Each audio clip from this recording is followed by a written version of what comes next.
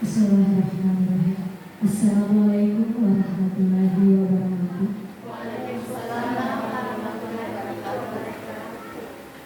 Baik Bapak Ibu, puji syukur kita panjatkan atas kehadiran Allah Subhanahu wa Ta'ala, atas berkat rahmat dan hidayahnya sehingga kita semua dapat berkumpul di tempat ini. Salam serta salawat tak lupa pula kita kirimkan kepada Nabiullah Muhammad Sallallahu Alaihi Wasallam yang telah membawa kita dari alam yang gelap gulita menuju alam yang terang benderang seperti sekarang ini. Baik Bapak Ibu, sebelumnya saya ucapkan terima kasih Bapak Ibu telah meluangkan waktu untuk hadir di tempat ini.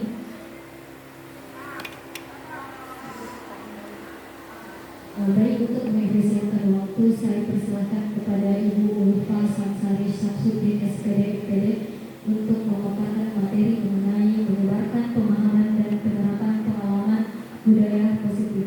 Baik, kepada Ibu dengan hormat dipersilakan.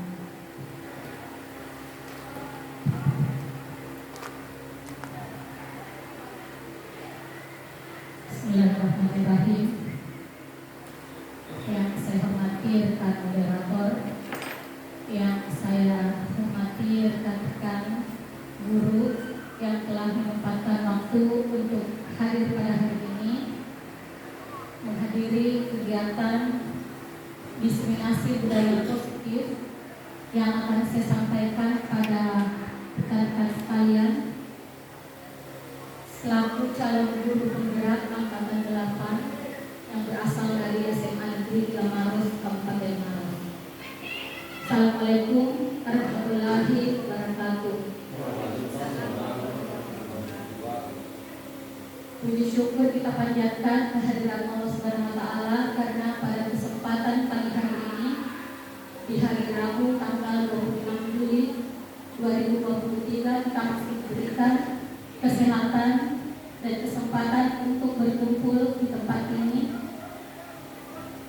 Tak lupa kita kirimkan salam dan salawat kepada junjungan kita Nabiullah Muhammad Sallallahu Alaihi Wasallam, Nabi yang menjadi rahmatan lil alamin bagi kita semua, Nabi yang menjadi suri tauladan dalam kehidupan, dalam mengarungi kehidupan kita di dunia ini. Baiklah rekan-rekan sekalian, pada pagi hari ini saya akan menyampaikan atau menyebarkan pemahaman dan penerapan pengalaman budaya positif. Tapi sebelumnya, alangkah baiknya jika kita bersama-sama memulai kegiatan ini dengan membaca doa sesuai dengan keyakinan kita masing-masing. Berdoa dimulai.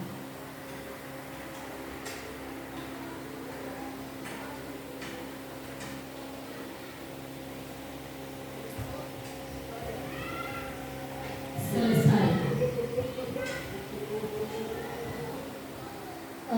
Baik, jadi rangkaian kegiatan kita pada hari ini, yang pertama itu adalah kita akan melakukan ice breaking, ya.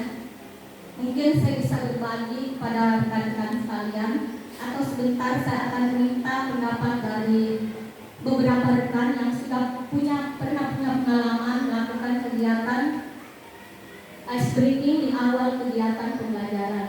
Kemudian yang kedua, sebentar kita akan menyusun keyakinan kelas atau kesepakatan kelas. Hal-hal apa yang harus kita patuhi atau kita taati selama kita mengikuti kegiatan belajar kita pada hari ini, kurang lebih selama 2 jam pelajaran, mulai dari jam 9 sampai dengan jam 11, ataukah nanti kita sesuaikan saja dengan waktu kita mulainya acara kita pada pagi hari ini. Baiklah, saya mulai dari kegiatan ice breaking kita. Saya memohon atau meminta kesediaan rekan-rekan untuk berdiri di tempatnya masing-masing dan saling berhadapan berpasangan kasihan dua orang. Silakan berdiri. Kemudian kita bersalaman tetapi tidak saling menyentuh tangannya. Ya, seperti itu. Oke. Jadi perhatikan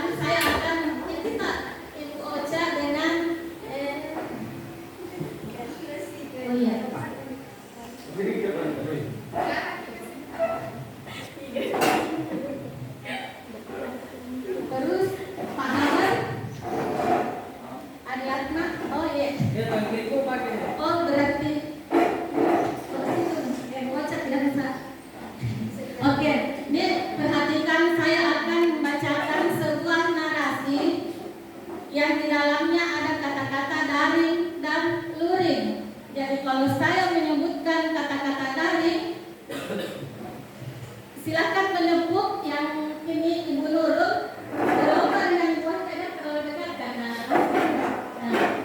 Nurul, pokoknya Nurul, kalau saya sebut kata-kata dari Nurul harus menepuk tangannya Bu Wahida, tapi Bu Wahida upayakan menghindar. Jadi yang kalah itu kalau dia tidak bisa cepat menghindar. Kalau saya sebut kata-kata luring, maka gilirannya Ibu Wahida menepuk tangannya Ibu Nurul. Tapi usahakan Ibu Nurul menghindari tepukannya Ibu Wahida. Jadi perhatikan baik-baik narasi yang saya sebutkan. Jadi berlomba di sini konsentrasi. Ya. Kita akan mencari siapa yang paling cepat cukup 3 kali bisa menangkap tangan temannya. Tangkap terserah dia. Bebas, keras Jadi tidak. Ibu Wahida, Indah dengan Madinah itu kata-kata luring. Kalau yang di sebelah ini adalah dari. Oke. Tes dulu pemanasan. Oke, latihan dulu deh. Di tahun 2019, anak-anak tidak belajar di sekolah, tetapi mereka melakukan kegiatan belajar secara non tatap muka atau daring.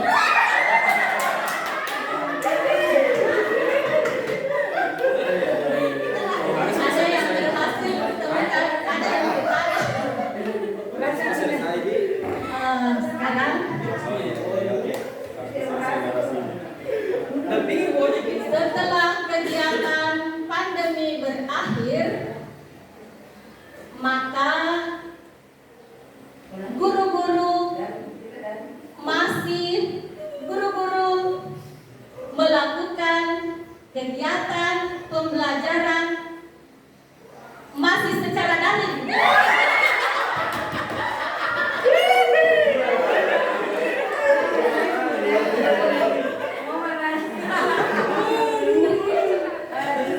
Selanjutnya,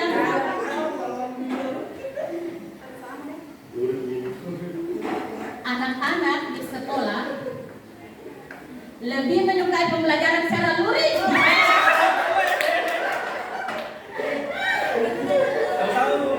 Ada yang sudah cukup 3 kali berhasil belum?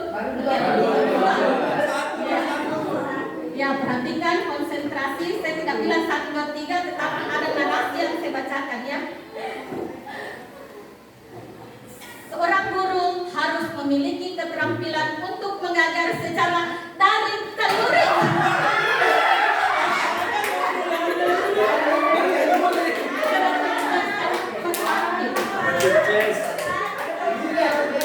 Siapa? Ibu Wahyu ini sudah cukup. Ada kurang dia Ibu Wahyu. 3 lawan 2. Tapi ada yang tidak. Oke, yang tidak keluar bagi sebagai pemenang. Di sini ada yang cukup 3 kan? Belum. Sudah sama Ibu Wahyu nih. Yang lain boleh dulu. Kalau begitu. Oh, biar ikut dulu nih. Ibu Wahida, siapa pasangannya? Ya duduk nanti. Oke. Selanjutnya pembelajaran secara luring.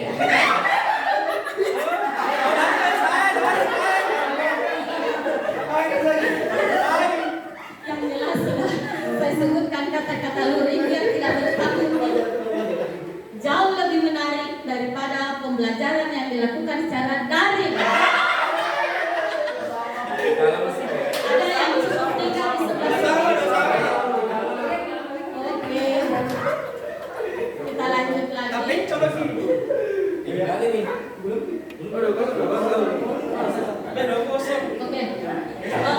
Pembelajaran secara tatap muka disebut juga pembelajaran secara non daring.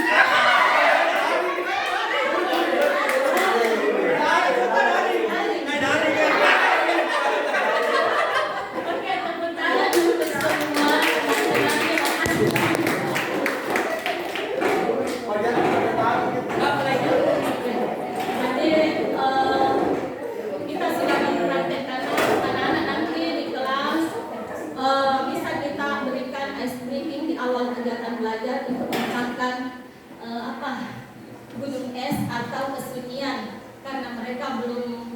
terbiasa berinteraksi dengan kita, belum terbiasa berinteraksi dengan teman-temannya.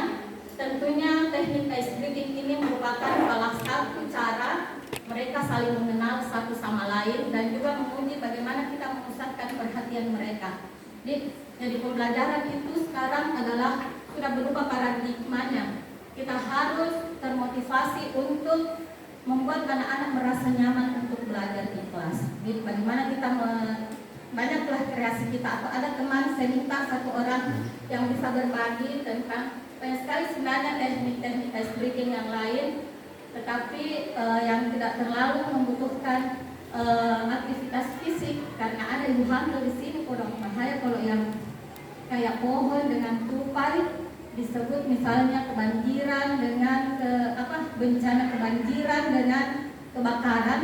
Kadang orang berpegangan tangan begini, pohon yang berpindah atau tupainya yang lari, kasihan pindah susah dijongkos. Iya. Jadi kita sesuaikan saja dengan kondisi peserta didik kita ya. Baiklah. Makasih. Jadi saya langsung saja masuk ke materi tentang budaya positif. Kira-kira ada teman yang bisa ada teman yang bisa berpendapat kira-kira budaya positif apa yang dimaksud dalam kegiatan pembelajaran kita pada hari ini yang mau kita bicarakan. Ada yang mau sedikit memberikan gambaran? Budaya itu adalah sesuatu yang harus kita tanamkan, kemudian dia sifatnya ya Pak Ola mungkin bisa karena orang seni budaya dengan Ibu Uni.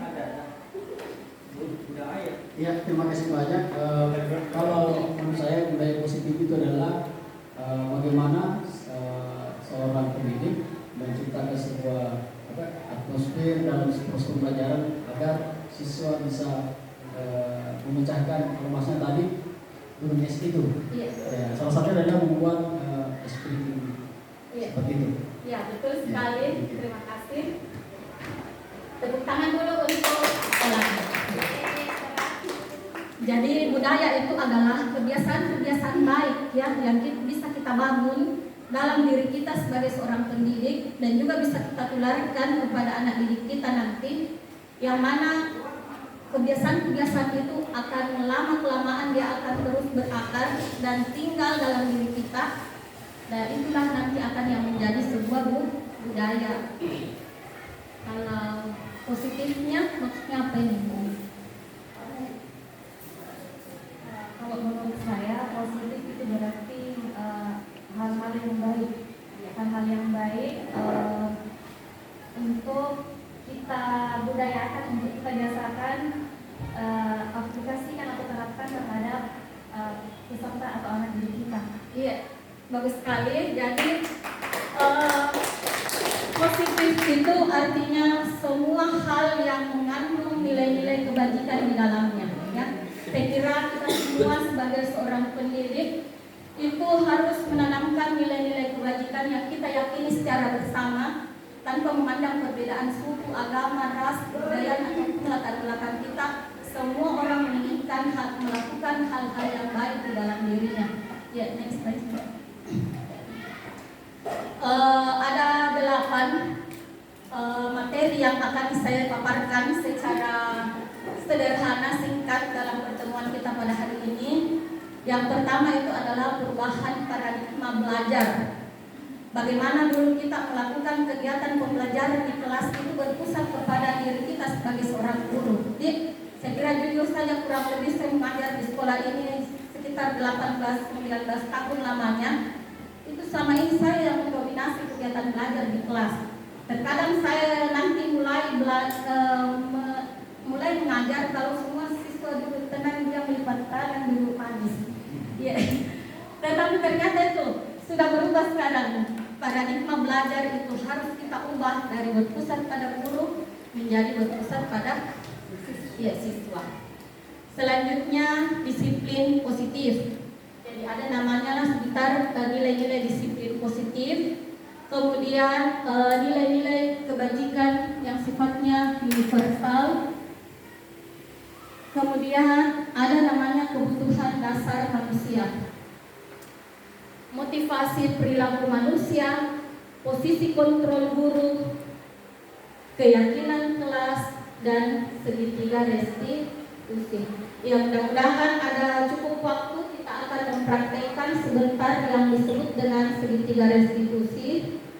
Jadi nanti mungkin Pak Eki bisa jadi murid, Ibu Nurul jadi guru, kemudian Ibu Wahidah jadi guru, Pak Sukardi sebagai siswa, dan bagaimana nanti kita menerapkan hal ini kepada peserta didik kita jika kita melihat ada anak nanti yang bermasalah. Kita lihat sama-sama perubahan paradigma dalam belajar.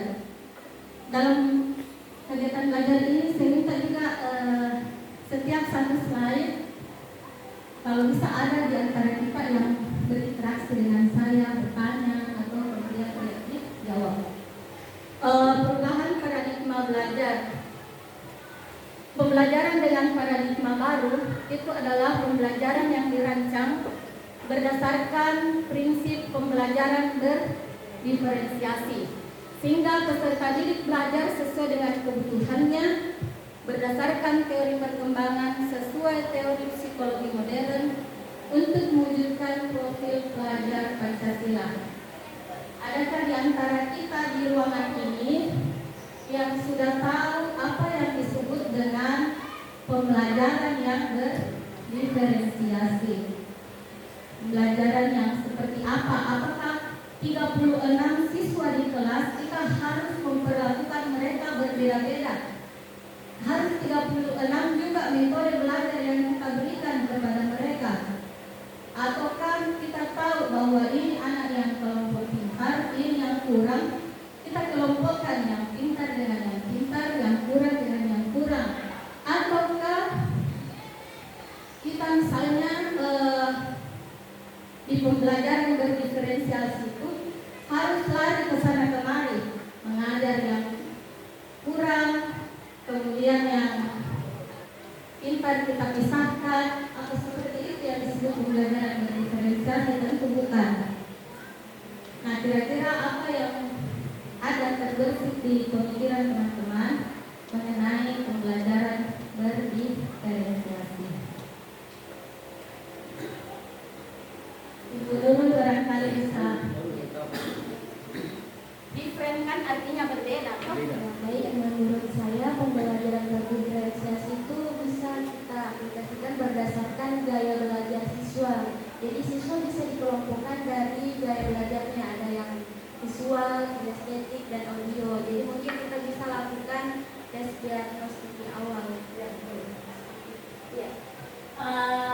Betul sekali apa yang dipaparkan oleh Ibu Nurul. Jadi kita sebagai seorang pendidik di awal memang harus kita melakukan tes diagnostik atau kemampuan awal peserta didik kita, supaya kita bisa, jadi kita bisa pembelajaran berdiferensiasi itu harus dilakukan kalau kita sudah tahu bagaimana kesiapan belajar murid kita, apakah dia sudah siap belajar atau belum.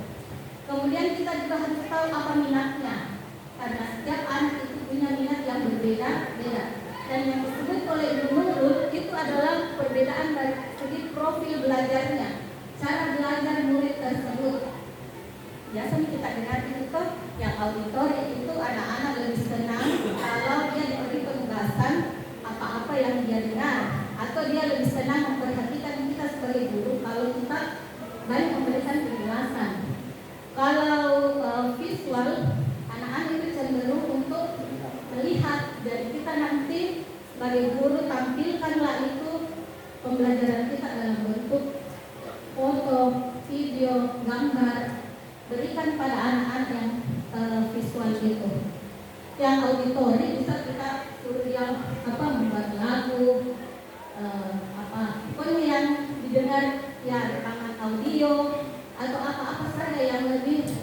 Kalau saya sendiri secara pribadi, saya orang auditori, saya lebih banyak mendengarkan penjelasan orang, kemudian nanti setelah pulang di rumah baru saya ingat kembali dan saya tuliskan apa yang pernah saya dengarkan. Jadi saya rasa kita sudah bisa mengenal diri kita sendiri.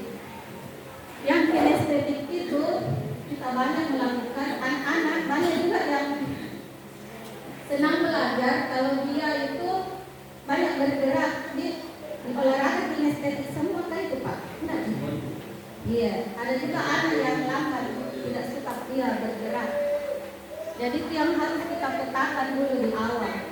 Profil belajarnya atau bagaimana cara belajar daripada anak tersebut. Iya. Kalau profil belajar Pancasila nanti itu hafal barangkali. Pak Nana.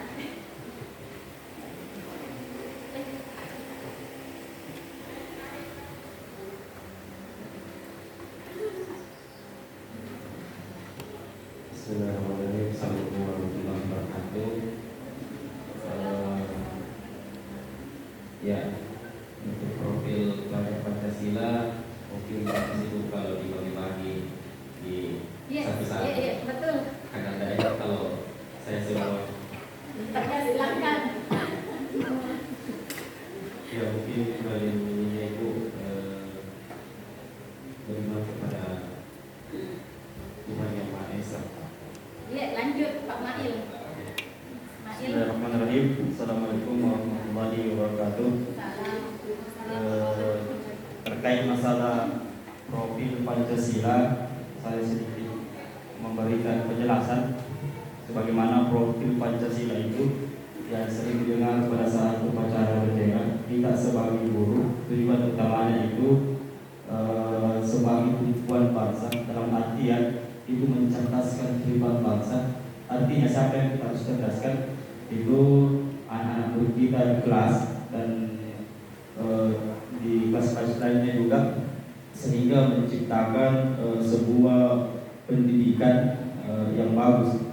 Sebab kenapa? Sebab seseorang guru yang dimana guru itu tidak mampu untuk memberikan pemahaman. Karena pemahaman itu tidak beda jauh dengan, artinya tujuan pemahaman itu sebagai salah satu bentuk mencerdaskan seseorang. Di saat seorang guru tidak mampu dalam hal itu, maka bisa dikatakan guru itu gugur dalam mengajar siswanya. Mungkin itu yang saya dapat sampaikan dari aturan yang mengatakan. Assalamualaikum warahmatullahi wabarakatuh. Terima kasih. Terima kasih Pak. Jadi nilai profil pelajar yang pelajar Pancasila itu adalah karakter atau nilai-nilai yang diharapkan dalam pembelajaran kita itu dia anak-anak memiliki karakter sesuai dengan nilai-nilai Pancasila. Yang pertama itu pasti kita suruh mereka di awal kegiatan belajar untuk berdoa. Apa tujuan kita? Supaya kita memperkuat nilai keberimanan dan ketakwaan terhadap Tuhan Yang Maha Esa. Kemudian kita ajarkan anak-anak itu bagaimana dia menghargai gurunya, bagaimana dia menghormati gurunya, bagaimana dia menghargai teman-temannya, bagaimana dia bersikap kepada orang yang lebih tua, orang yang sebaya dengan dirinya. Tentu nilai profil pelajar Pancasila yang kita ingin tanamkan adalah nilai berakhlak mulia. Iya. Selanjutnya ada lagi nilai profil Pancasila yang lain. Kita berikan mereka penugasan, tidak pernah kita kasih mereka tugas kemudian kita suruh saling nyontek satu sama lain. Bekerja sama, iya. Tapi dia harus punya nilai-nilai kemandirian. Mandiri itu artinya apa? Dia bisa melaksanakan kegiatan belajar itu secara sendiri, tidak bergantung kepada orang lain. Kemudian kita minta anak-anak itu untuk biasakan kalau kita mengajar bertanya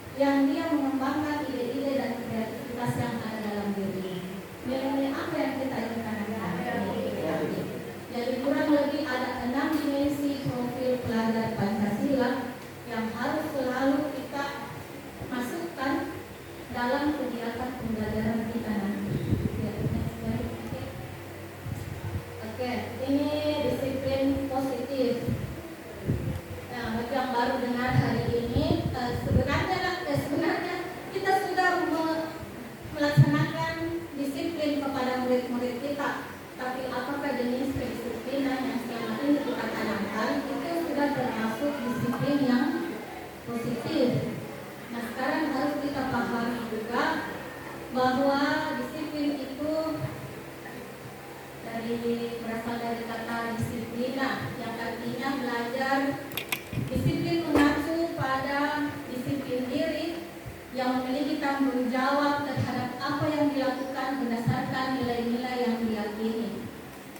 Kemudian disiplin positif itu merupakan salah satu cara penerapan disiplin yang bertujuan untuk menumbuhkan kesadaran serta memberdayakan peserta didik tanpa imbalan, penghargaan, ancaman, ataupun hukuman. Jadi harus kita koreksi atau refleksi diri kita selama ini, apakah betul disiplin yang saya terapkan kepada anak didik saya itu sudah disiplin yang tidak memberikan ancaman ataupun hukuman. Tidak juga disiplin itu kita mengharapkan adanya imbalan ataupun penghargaan. Nah, sekarang tujuan kita sebagai pendidik adalah menciptakan peserta didik yang memiliki disiplin diri yang mengacu pada nilai-nilai kebajikan universal dan memiliki motivasi intrinsik.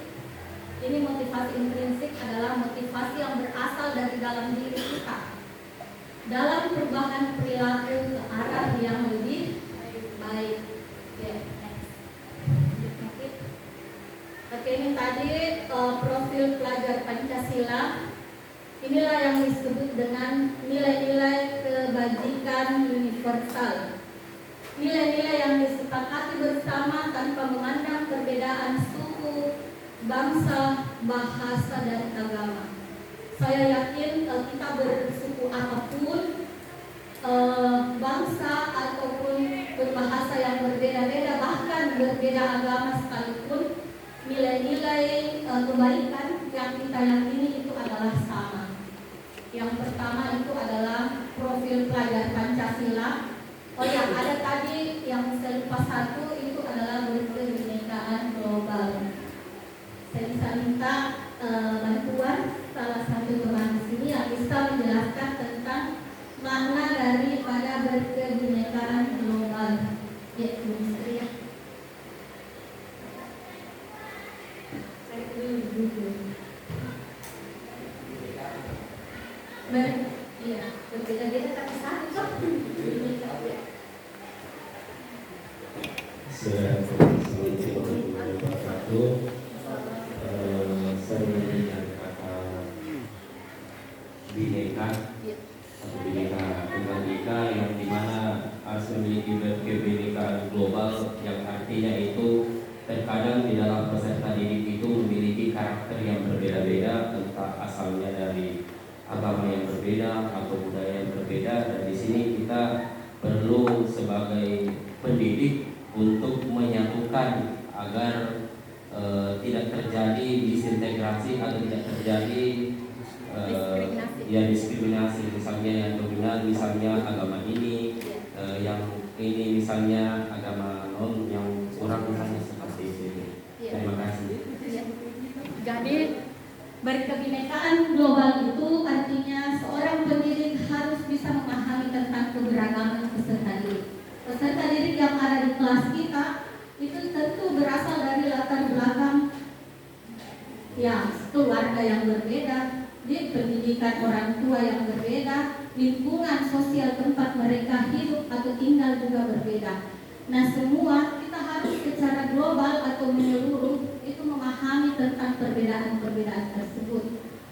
Jangan kita sebagai pendidik justru ada membenarkan kalau misalnya terjadi gap-gap atau kelompok-kelompok kecil di dalam peserta didik kita yang mana mereka itu tidak menghargai perbedaan antara teman-temannya.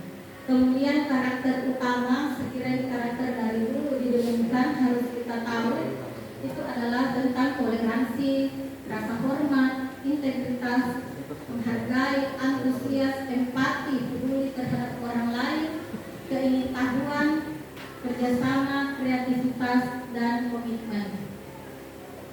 Ya, coba saya tanya dulu satu tentang komitmen itu komitmen apa? Ya,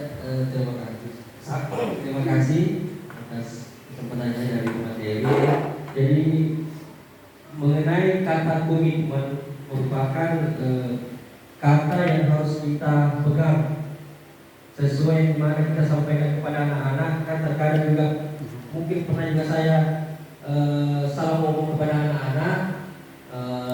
Sebelumnya saya mengatakan A, tetapi hasilnya berbeda. Jadi maka dari itu untuk kata komitmen itu sangat penting bagi kita sebagai seorang guru, yang dimana setiap persoalan kata itu betul-betul harus kita pegang teguh. Karena terkadang anak juga pintar bahwa Pak, kenapa ini biasa kita bilang seperti ini, kenapa hasilnya berbeda? Ya, mungkin seperti itu Ibu yang saya bisa sampaikan. Kanan dulu. Betul sekali. Kita adalah sebagai seorang pendidik adalah role model bagi peserta didik kita. Kita adalah contoh yang terbaik. Apa yang kita lakukan, nah itu juga nanti yang akan mereka lakukan. Jadi komitmen artinya bahwa kita melakukan hal-hal, kita menganjurkan mereka melakukan hal-hal yang baik. Artinya dalam diri kita juga yang harus kita tanamkan nilai profil pelajar Pancasila pada anak-anak kita. Tentunya nilai-nilai itu semua harus ada dalam diri kita dulu ya, sebelum kita menularkan pada orang lain. Jadi komitmen itu artinya sejalan, seia, sekata antara kata-kata yang kita ucapkan dengan perbuatan kita. Kemudian keterampilan hidup atau life skill. Jadi ada istilah life skill yang harus kita ajarkan pada anak-anak kita, itu dapat dipercaya, lurus hati atau jujur, pendengar yang aktif, tidak merendahkan orang lain, dan memberikan yang terbaik bagi diri kita pribadi dan orang lain. Lanjut mungkin. Nah sekarang kita lihat ini ada namanya kebutuhan dasar manusia. Kalau kita baca semua tentu bisa baca. Saya cuma mau menjelaskan pada rekan-rekan sekalian bagaimana nanti kita menerapkan kelima kebutuhan dasar manusia ini dalam mengatasi permasalahan peserta didik kita. Contoh, kita melihat ada anak yang mengambil makanan temannya. Selama ini langsung kita cap, oh ini anak pencuri barangkali ya, karena dia mengambil makanan temannya, atau mengambil uangnya temannya, atau mengambil barang-barang milik temannya. Kita perlu telusuri juga alasan dia melakukan hal tersebut itu, siapa tahu ya, kita tidak tahu apakah sebenarnya dia ingin bertahan hidup. Jangan sampai memang dia lapar, dia juga ingin jajan seperti teman-temannya yang lain. Jadi sebagai seorang pendidik langsung kita tidak boleh langsung mencap anak kita itu adalah ini, tetapi kita lihat siapa tahu ada kebutuhan dasarnya yang tidak terpenuhi. Hal itu dia lakukan karena dia ingin survive atau bertahan hidup. Tidak semua anak-anak kita berasal dari keluarga yang berkecukupan. Ada juga memang yang sangat kurang. Kemudian saya minta pendapatnya teman-teman, perilaku apa anak yang biasanya sifatnya negatif di kelas. Sebenarnya dia ingin memenuhi itu kebutuhan dasarnya, dia ingin diterima oleh teman-temannya, diterima oleh lingkungannya, dia berharapkan sebenarnya cinta dan kasih sayang. Apa perilaku yang biasa kita lihat di anak didik kita yang seperti itu dia? Ya, terima kasih. Menurut saya terkait rasa ingin diterima, cinta dan kasih sayang, biasanya kalau saya lihat adalah siswa yang selalu mencari perhatian kepada gurunya. Apa-apa saja lah, selalu Pak, dampingkan dulu Pak bisa kayak begini. Itu mungkin yang ingin di butuh perhatian khusus atau butuh atau bisa saja ada sesuatu yang terjadi di lingkungan keluarganya sehingga dia butuh orang yang bisa memberikan motivasi untuk belajar. Mungkin seperti itu. Kasih Pak. Jadi memang seperti itu. Kita harus sebagai seorang pendidik itu pandai-pandai menyikapi tingkah laku dari peserta didik kita. Bisa jadi dia melakukan hal itu bukan karena nakal, kurang ajar ataupun apa, tapi sebenarnya yang tidak ada dalam dirinya itu adalah rasa ingin diterima. Kemudian dia mungkin kekurangan cinta dan kasih sayang di lingkungan keluarga atau orang tuanya. Nah itu yang harus kita tahu bahwa ini anak sebenarnya melakukan tindakan seperti ini, perilakunya begini karena dia ingin diterima oleh teman-temannya. Selanjutnya kebutuhan dasar yang ketiga yang dimiliki oleh manusia kita juga secara pribadi itu adalah kebebasan atau kemerdekaan. Tak satu pun orang di tempat ini yang ingin penindasan ya atau tekanan. Kita semua ingin hidup secara bebas yang terkendali tentunya. Kemudian penguasaan. Jadi ada juga anak yang tidak sanak dia palak temannya. Dia minta uangnya, dia minta apa segala macam. Bisa jadi dia melampiaskan kebutuhan dasarnya yang ingin menguasai orang lain, penguasaan. Kemudian dan yang terakhir itu banyak sekali kita lihat perilaku-perilaku kita sendiri itu adalah sebenarnya kita hidup itu ingin memenuhi kebutuhan dasar kita, yaitu berupa kesenangan. Ya, lanjut mungkin motivasi manusia untuk berperilaku. Yang pertama itu adalah motivasi yang berasal dari luar dirinya, itu untuk menghindari ketidaknyamanan atau hukuman. Kemudian mendapatkan imbalan atau penghargaan. Dan motivasi kita berperilaku yang berasal dari dalam diri kita itu adalah untuk menjadi orang yang mereka inginkan dan menghargai diri sendiri dengan nilai-nilai yang dipercayai. Ya, lanjut next. Oke, 5 posisi kontrol guru. Kira-kira selama ini kita berada di posisi yang mana? Yang pertama itu adalah penghukum. Bisa kita simulasikan ini. Saya yang bertindak sebagai guru, siapa tahu Pak Olang bisa jadi siswa saya dulu. Pura-puranya ini Pak Olang ini terlambat, ya. Terlambat ceritanya. Sukardin. Iya Bu. Jam berapa sekarang? Baru jam 9 Bu. Kita harus masuk jam berapa di sekolah ini? Jam 7.15. Hari ini kamu terlambat lagi. Kemarin Ibu lihat kamu juga terlambat. Iya Bu. Dasar kamu ini memang anak pemalas. Setiap hari Ibu melihat kamu selalu terlambat. Apakah kamu ingin memperbaiki keadaan ini atau tidak? Mau. Tapi Ibu lihat kamu bilang mau, besok terlambat lagi. Dasar kamu memang anak yang pemalas. Silahkan dulu. Iya Bu. Kemudian yang kedua adalah membuat rasa bersalah. Pasukannya masuk lagi.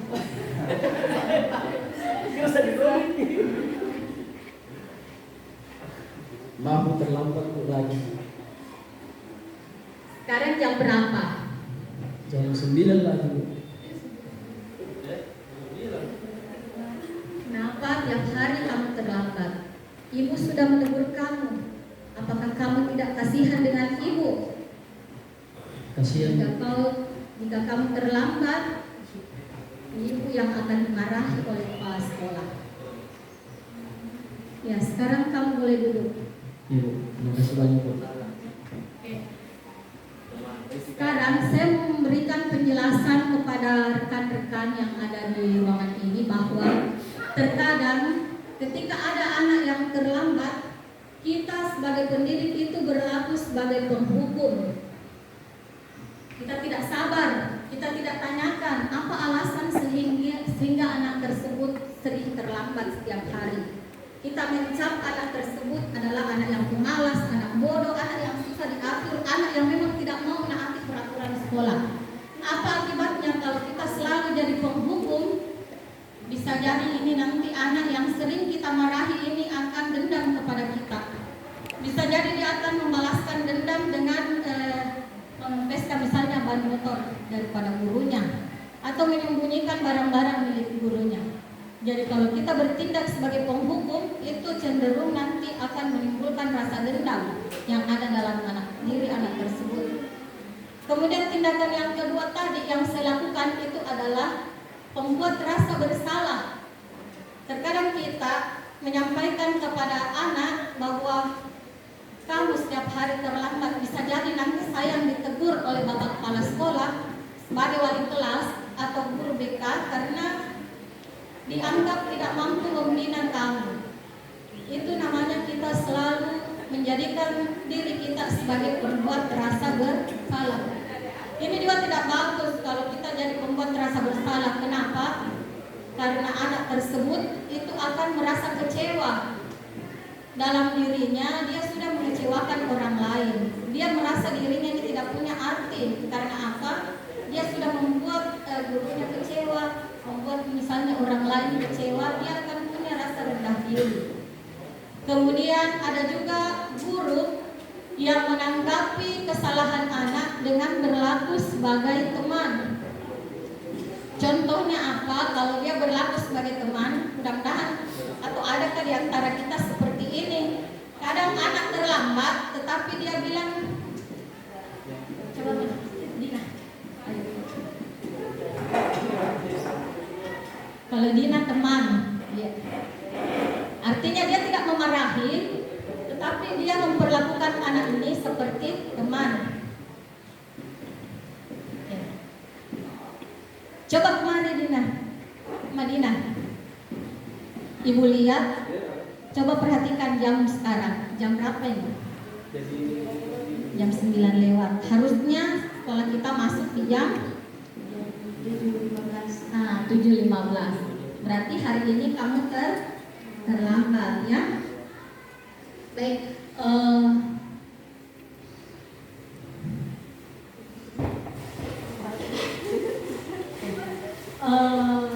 tidak apa-apa kamu terlambat pada hari ini. Mudah-mudahan besok kamu tidak terlambat lagi ya. Ya, silahkan kembali masuk kelas.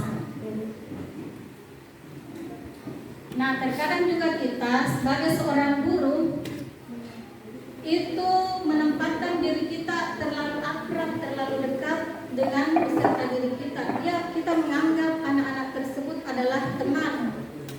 Apa dampak negatifnya kalau kita menganggap anak-anak itu sebagai teman? Itu dia akan menjadi sangat bergantung kepada diri kita. Jadi setiap hari kalau dia terlambat pasti dia cari kita. Kenapa? Karena dia mau berlindung dari guru-guru yang lain. Kita memperlakukan dia dengan baik, kita nasihati, kita rangkul dia, kemudian kita ya kembali ke kelas, besok tidak usah, jangan diulangi lagi perbuatannya. Nah, di situ dampak negatifnya adalah anak-anak menjadi sangat tergantung kepada kita. Ada juga yang seperti pemantau, setiap gerak-gerik anak tersebut itu dia perhatikan. Kemudian kalau anak tersebut misalnya terlambat, maka dia hanya memberikan konsekuensi begini. Jam istirahat nanti kamu tinggal saja di kelas, tidak usah keluar bermain dengan teman-temannya. Kerjakan tugas sebagai bentuk kamu mau memperbaiki kesalahan pada hari ini. Kemudian posisi sebaiknya yang kita ambil sebagai seorang guru itu adalah posisi manajer. Manajer itu adalah kita tanyakan alasan keterlambatan murid tersebut, kemudian kita berikan dia kesempatan untuk berpikir bagaimana caranya supaya dia memperbaiki kesalahannya tersebut. Langkah apa yang dilakukan agar dia dapat untuk tidak terlambat lagi keesokan harinya. Ya, jadi ada 5 posisi kontrol guru yang harus kita ketahui dan kemudian kita dianjurkan untuk mengambil posisi yang terakhir yaitu manajer. Ya, lanjut. Nah, ini hukuman itu diberikan secara tiba-tiba, tidak terencana. Murid tidak tahu apa yang akan terjadi atau tidak dilibatkan, bersifat satu arah berupa hukuman fisik atau psikis. Fisik itu kalau kita bilang berdiri hormat bendera di bawah terik matahari selama 1 jam, kita sudah menghukum anak itu secara fisik, ya bisa jadi dia sakit, dia psikisnya juga terganggu. Atau kita kita lihat, tidak pakai sepatu hitam kok hari ini. Biasa begitu toh, lepas sepatumu dan seharian ini kamu tidak boleh menggunakan sepatu dalam lingkungan sekolah. Mungkin kita tidak tahu, sebenarnya itu kita sudah memberikan hukuman secara fisik. Kalau psikis itu dia menjadi malu terhadap teman-temannya. Kemudian kalau konsekuensi, itu konsekuensi sebenarnya ini yang kita jalankan di sekolah. Anak-anak tidak mematuhi tata tertib, sudah disampaikan dari awal konsekuensinya seperti ini. Itu terencana atau disepakati, murid tetap dibuat tidak nyaman, dan sikap guru selalu memonitor murid. Kemudian yang terakhir yang paling dianjurkan sebenarnya ada namanya restitusi. Proses menciptakan kondisi bagi murid untuk memperbaiki kesalahan. Proses kolaboratif yang mengajarkan murid untuk mencari solusi sendiri. Ya, kan? Ini tadi penghukum dasar anak malas. Tiap hari ibu perhatikan kamu selalu terlambat. Mau jadi apa kamu nanti? Nah, ada yang biasa kasih begini anak-anak di kelas. Iya. Kemudian itu kalau kita pemberi rasa bersalah, berapa kali ibu harus menegur kamu karena terlambat? Kau sungguh membuat ibu kecewa. Ini teguran seperti ini, kata-kata ini justru akan membuat anak itu merasa kecewa dengan dirinya. Dia akan terus merasa bersalah karena telah membuat orang lain menjadi kecewa. Kemudian teman, hari ini kamu terlambat lagi.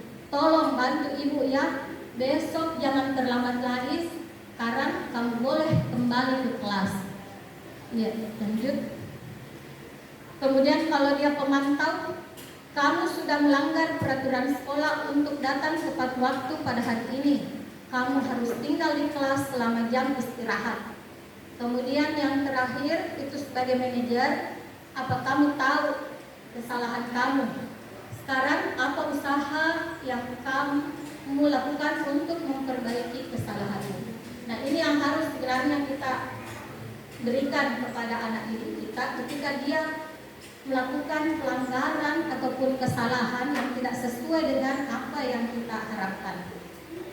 Ya, mengapa keyakinan atau kesepakatan kelas bukan peraturan kelas? Adakah teman yang bisa berpendapat? Baru kita buat, kita simulasi membuat keyakinan kelas. Contoh seperti ini, dulu itu kita selalu bilang tidak boleh ribut di dalam kelas.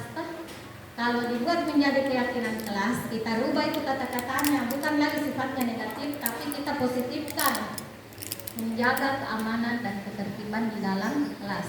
Dulu kita bilang tidak boleh buang sampah di sembarang tempat. Kalau dibuat keyakinan kelasnya, kita menjaga kebersihan kelas. Ya, ada yang bisa sedikit berpendapat mengapa keyakinan atau kesepakatan kelas dan bukan peraturan. Selama ini yang kita terapkan itu adalah peraturan.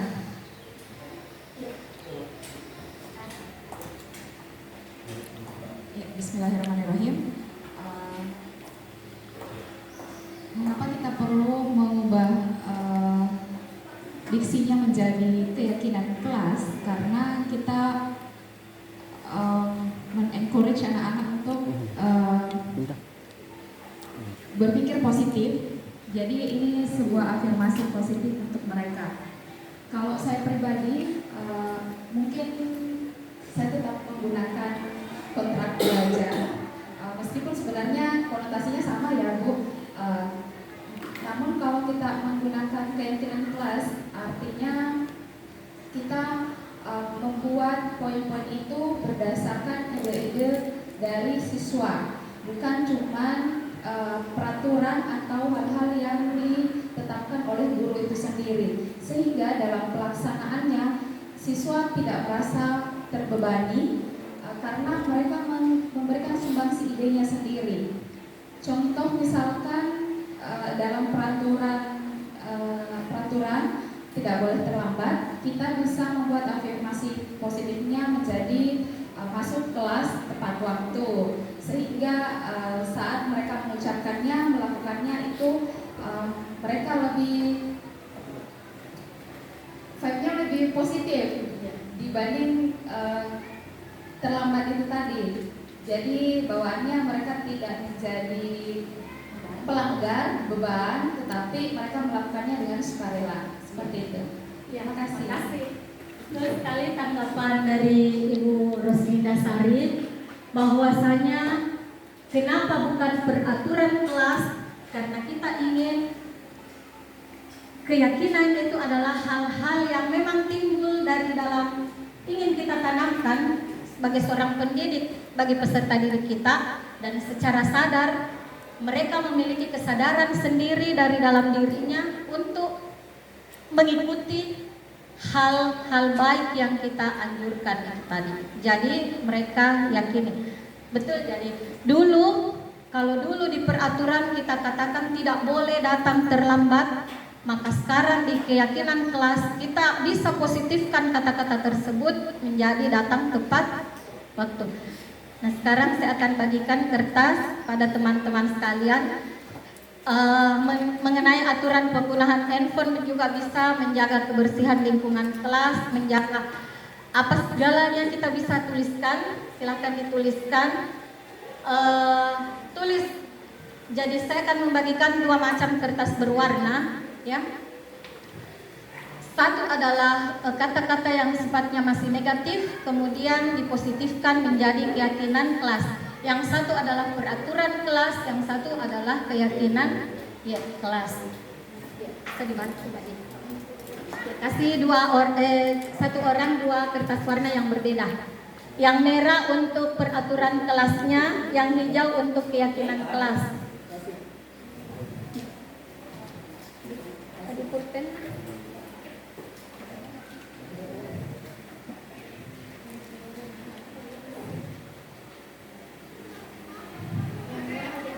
Yang merah adalah peraturan kelas, kemudian yang hijau adalah keyakinan kelas. Harus sejalan antara peraturan yang kita berikan dengan keyakinan kelas. Tidak apa-apa kalau sama.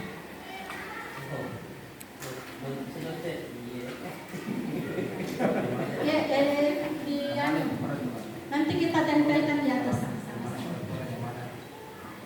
Yang merah peraturan, kemudian yang hijau adalah keyakinan atau kesepakatan kelas kita.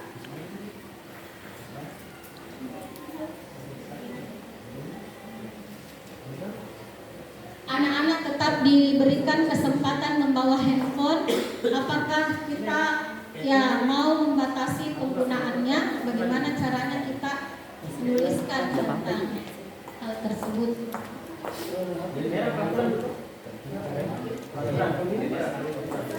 Iya, dewas temanya, tetapi kejadian itu ada di sekolah dia. Iya.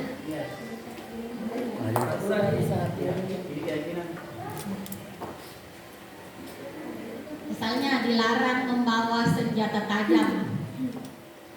Keyakinan kelasnya barang-barang yang dibawa ke sekolah adalah barang-barang yang diperlukan saja.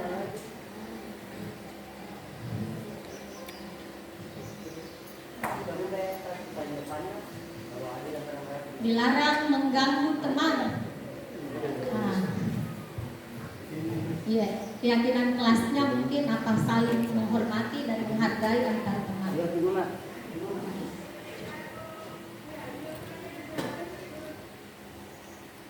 Dulu semuanya itu direvisikan di sini, mulai dari pertama sampai terakhir dilarang semua.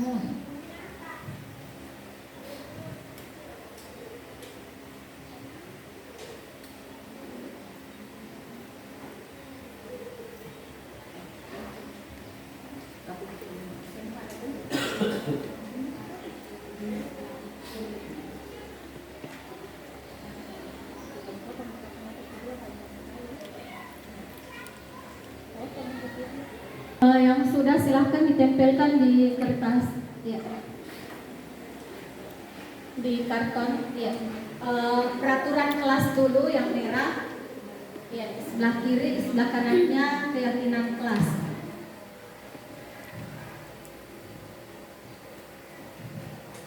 Ya. Dilarang bolos belajar.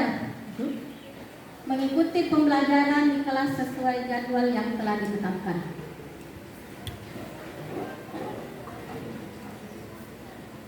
Macam saya. Wajib hadir tepat waktu, datanglah di waktu yang tepat. Kemudian handphone dimatikan, demi kenyamanan harap handphone dimatikan. Oke, ini demi kenyamanan harap handphone dimatikan. Mungkin bisa kita rubah sedikit redaksi kata-katanya apa? Gunakanlah handphone sesuai dengan instruksi, ya. Kalau pas gurunya juga menganjurkan anak-anak untuk menggunakan HP. Dilarang.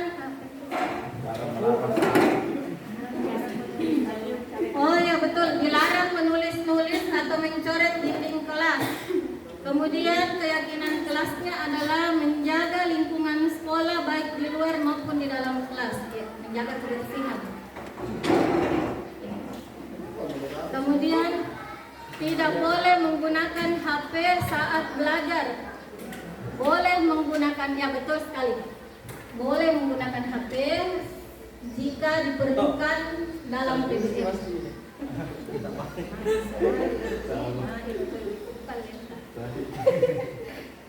Dilarang menggunakan HP pada saat belajar. Jika kalian gunakanlah HP saat ada instruksi dari guru. Oke? Jadi rata-rata HP, kemudian kehadiran.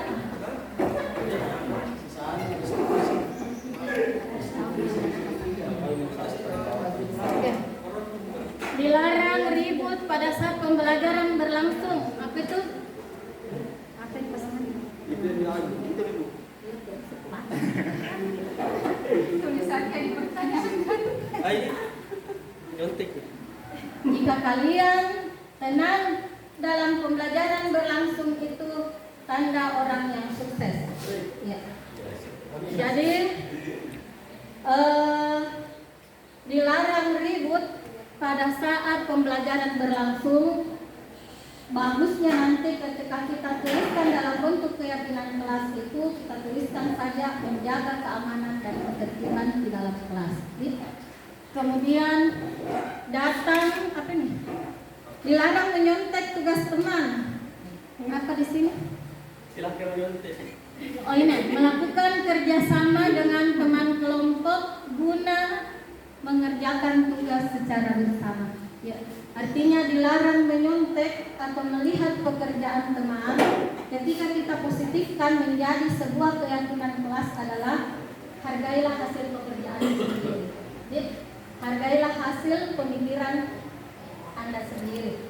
Jadi keyakinan kelas sebenarnya itu bukan kita sekedar menuliskan kata-kata kalimat saja, tetapi kita upayakan kalimat itu adalah kalimat yang singkat, padat, jelas, kemudian mudah dipahami. Bukan hanya kita yang paham, tapi orang lain juga ikut ya paham. Banyak di sini kata-kata, ada itu anak-anak, ada kata-kata mutiara tulis. Apa ini? Jagalah kebersihan dinding dan meja, bersikap jujur. Ya, lebih baik keyakinan kelasnya itu bersikap jujur saja yang kita tulis. Atau utamakanlah kejujuran. Jadi buatlah kata-katanya itu kalau selama ini kita kebiasaan membuat kalimat yang panjang-panjang, bagaimana kita buat kalimat itu sesingkat mungkin, komunikatif terhadap orang lain. Yang selanjutnya, keyakinan kelas itu berupa pernyataan yang mengandung nilai-nilai kebajikan universal, dibuat dalam pernyataan positif, singkat agar mudah diingat, sesuai dengan kondisi kelas atau sekolah, dan penyusunan keyakinan kelas atau sekolah harus melibatkan semua warga kelas atau semua warga sekolah. Selanjutnya, nah ini yang terakhir ada namanya segitiga restitusi. Segitiga restitusi adalah suatu proses dialog yang dijalankan oleh guru agar dapat menghasilkan murid yang mandiri dan bertanggung jawab. Langkah-langkahnya ada 3. Yang pertama itu adalah menstabilkan identitas. Yang kedua, validasi tindakan yang salah. Dan yang ketiga, menanyakan keyakinan. Terakhir nanti ada simulasinya.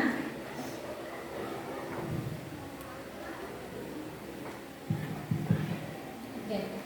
Ini yang biasa kita lakukan di kelas.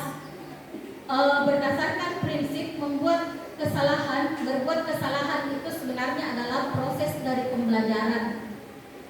Jadi kalau kita mau mengembalikan identitas anak, kita pasti akan mengeluarkan kata-kata berbuat salah itu wajar. Kenapa kita bilang begitu sama anak? Tidak ada manusia yang sempurna.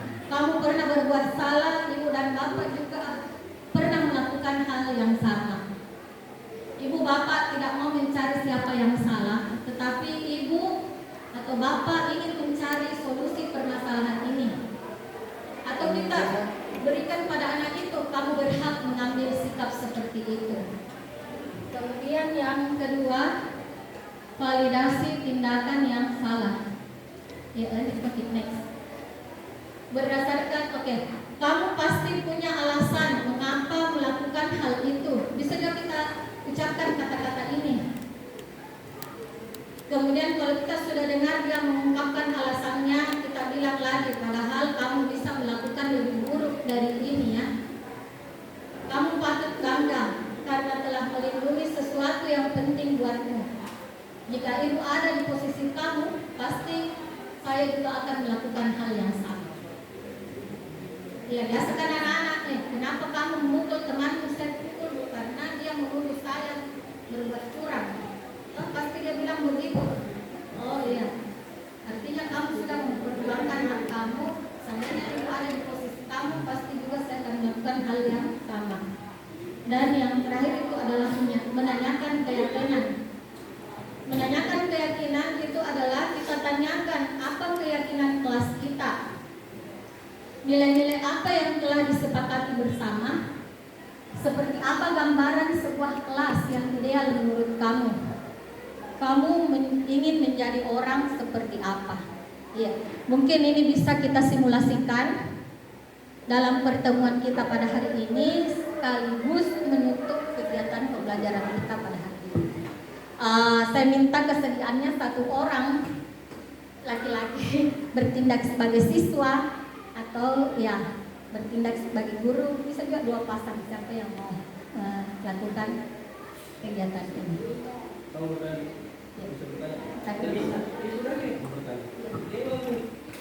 Ya, terima kasih atas kesempatan yang diberikan. Saya sangat tertarik dengan materi itu tentang konsep inti budaya positif. Ya, jadi seperti yang kita ketahui Bu, di kelas itu ada banyak karakter, ada banyak siswa yang kita dapat.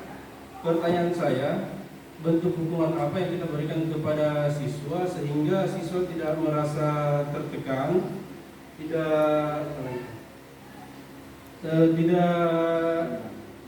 tidak serang fisik atau psikisnya. Mungkin saya mau tanyakan. Jawaban setelah kita belajar tentang budaya positif, kalau jawaban saya adalah jangan kita menghukum siswa tersebut, tetapi berikan dia kesempatan untuk berpikir bagaimana dia akan memperbaiki kesalahan yang telah dia lakukan. Contoh seperti ini. Biasanya kan kita marah anak-anak karena apa Pak Habar? Saya tanya di awal terlambat, betul. Rata-rata kita guru menegur siswa di pagi hari karena dia terlambat. Setelah kita menerapkan budaya positif itu, kita harus gali anak-anak tersebut apa penyebabnya dia terlambat.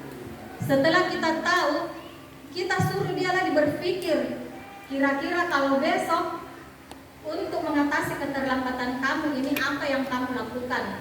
Jadi nanti mungkin dia akan berkata, saya akan nyalakan alarm di pagi hari, kemudian saya akan meminta bantuan kakak saya atau ibu saya untuk membangunkan saya. Jika masih kita belum yakin bahwa anak ini akan melakukan hal tersebut, tidak mungkin juga anak-anak serta-merta, jangan juga kita mau dibodohi sama anak-anak, dia bilang saya begini-begini, kita langsung percaya, tetapi langsung kita hubungi orang di rumahnya. Betulkah di rumahnya ada orang yang bersedia membangunkan dia setiap hari, kakaknya kah, tantenya kah, omnya kah, orang tuanya kah. Karena ini anak saya sudah tangani bahwasanya betul dia terlambat dan dia sudah memikirkan juga solusi keterlambatannya itu dia mau atasi dengan cara seperti ini. Langsung kita cross check ke rumahnya, betulkah ini anak ada yang bisa mengawasi di rumah, tidurnya nanti tidak lagi tengah malam dia tidur, tidak lagi bermain game sampai malam. Kalau kita sudah dapatkan pengakuan dari anaknya dan kita sudah cross check dengan orang tuanya, kita berikan dia kesempatan, kita kasih dia kesempatan untuk memperbaiki kesalahannya. Jadi jangan kita berpikir jenis-jenis hukuman yang kita berikan itu berat, sedang, ringan, tidak melukai secara fisik, psikis. Kalau jawaban saya budaya positif itu memang anak jangan dihukum, tapi kasih mereka kesempatan untuk memperbaiki kesalahannya dengan cara mereka sendiri. Cara apa yang bisa mereka tempuh memperbaiki kesalahan tersebut. Terkadang juga kita belajar, ada anak-anak itu cerita di depan tak, tidak perhatikan kita. Iya. Selama ini apa hukuman tak kalau seperti itu? Langsung kita panggil, pas kita panggil anaknya, bahkan yang lebih parah lagi langsung panggil orang tuanya ke sekolah. Sebaiknya kalau menurut saya sudah jadi keyakinan kelas, anak-anak itu kita kasih dia kesempatan untuk memperbaiki dirinya, tetapi usaha itu mereka lakukan sendiri dari dalam dirinya. Artinya apa?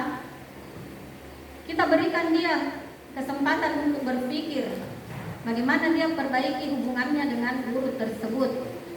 Dia menghadap kepada gurunya, kemudian mengakui kesalahannya, dan kemudian dia juga harus memikirkan hal-hal apa yang bisa saya lakukan supaya saya lebih termotivasi belajar dengan ini guru.